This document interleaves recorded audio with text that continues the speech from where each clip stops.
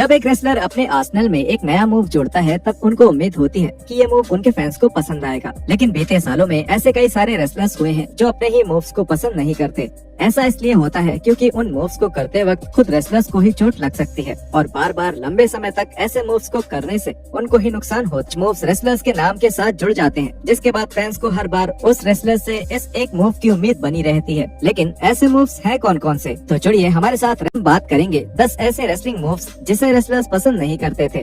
Number 10, Randy Orton overdrive.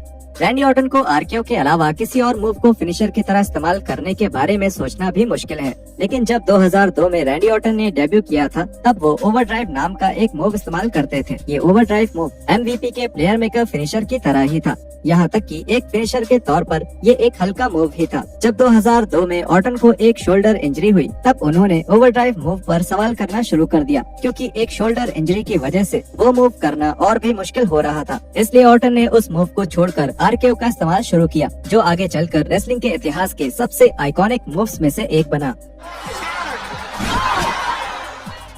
Number 9, Sid top rope moves. Early 2000s में किसी बड़े कदकाठी वाले रेसलर को टॉप रोप पर देखना बहुत रेयर होता था, जबकि आज कीथ ली और ब्रॉन्सन रीड को टॉप रोप मूव करते देखना बहुत आम बात हो गई है। 2000s में अगर एक बड़ा सुपरस्टार टॉप रोप पर जाता था तो वो केवल बड़े पेपर व्यूज के खास मैचेस में ही होता था। 2001 में सिड, जो उस वक्त WCW के टॉप रेसलर्स में से एक थे, उन्हें WCW मैनेजमेंट बहुत दबाव दे रही थी।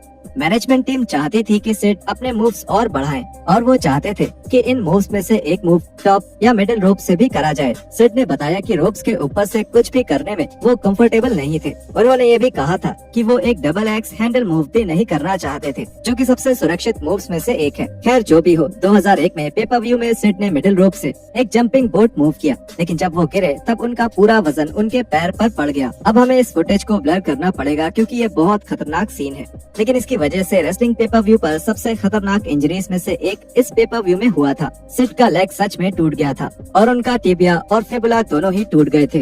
Number 8, Terry Reynolds Bronco Busters. Attitude era के दौरान नॉन रेसलिंग पर्सनैलिटीज के लिए रिंग में लड़ाई करना बहुत आम बात थी, और ऐसा ही हुआ था जब टेरी रेनॉल्ड्स, जो कुछ मैचेस भी कर चुकी थी, वो एक बार हार्डकोर टाइटल जीती थी।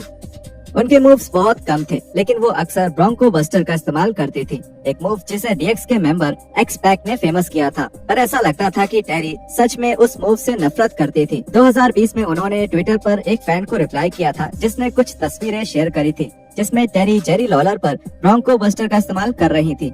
टेरी ने अपने फैंस को बताया कि उन्हें ये मूव करना बिल्कुल पसंद नहीं था। ये कभी भी अच्छा नहीं होता जब आप एक रेसलर से ये सुनते हैं कि उन्हें कोई मूव करना पसंद नहीं है, और दुख की बात यह है कि एटीट्यूड एरा में ऐसा होना बहुत आम बात थी।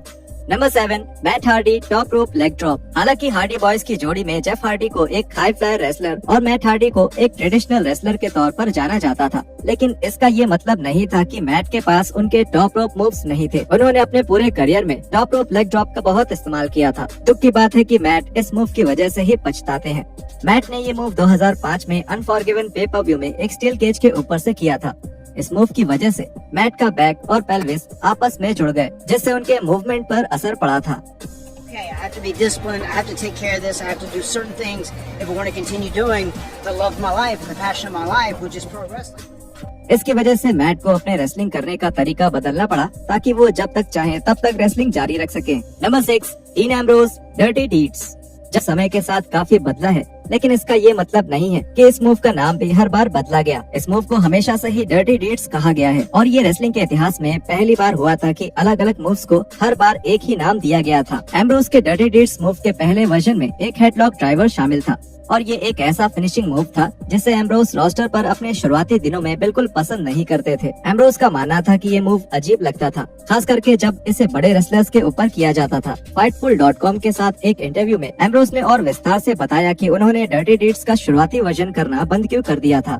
एम्ब्रोज ने बताया कि हेडलॉक ड्राइवर एक शानदार मूव है, अगर आप ये सही रेसलर से कराएं तो ये दुनिया का सबसे कूल और शानदार पाइल ड्राइवर की तरह लगने वाला मूव बन सकता है। लेकिन अगर आपका ओपोनेंट आपसे लंबा है, जो WWE में ज्यादातर रेसलर्स मुझसे लंबे ही हैं, तब ये मूव बहुत अजीब और बेवकूफी भरा लगता है।